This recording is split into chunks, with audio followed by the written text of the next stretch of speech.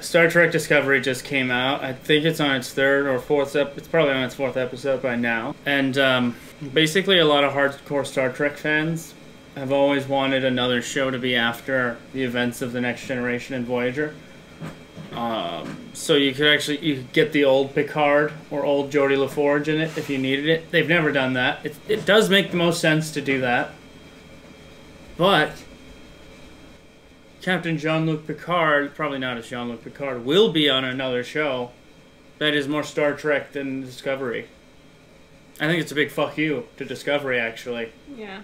One of a way that's almost too easy is to make him invalid, like he was once this. Yeah.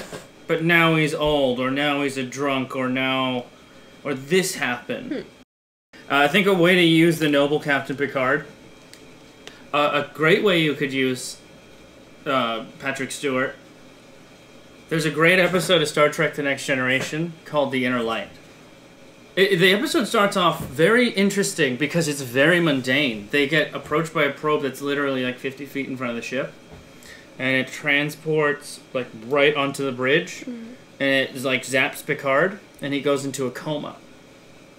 And in that coma he lives an entire lifetime as somebody else, thinking that his other life was a dream.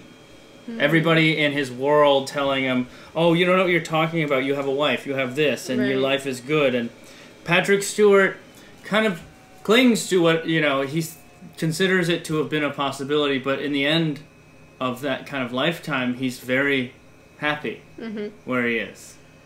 And then after the lifetime is over, it seems that he's transported back to his body, and it's not that long after. Right. A great way to use Picard, I should stop saying Picard, Patrick Stewart, would be an inversion of that plot. Meaning, you could have, literally if you wanted to, although they would never use the name, Jean-Luc Picard. And it is some version of a probe or something where he is, because Star Trek is famous for alternate dimensions and alternate versions of things for one-off episodes. Mm-hmm.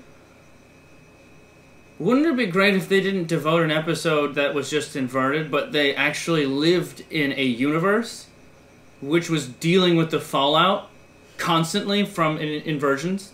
We'll just count out other universes because that itself is it's kind of a plot device. We don't actually know if there are technically other universes, but there are incursions, essentially.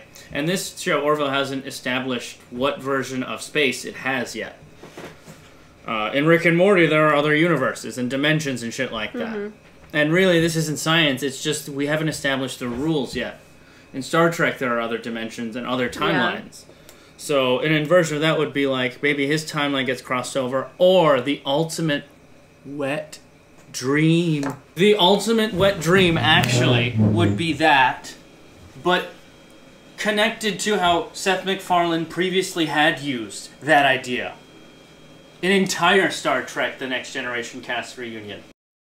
So they are on a ship, and it's not just everybody kind of is a version of Beverly Crusher or this, and that. Gates McFadden, Will Riker, Deanna Troi, Guinan. If they could get Whoopi Goldberg, I would love this show, but it's unfeasible. Mm-hmm. But really, Seth MacFarlane, he's known for literally getting the cast of The Next Generation together. He has the power to do it. Yeah. He has literally paid them before to do it.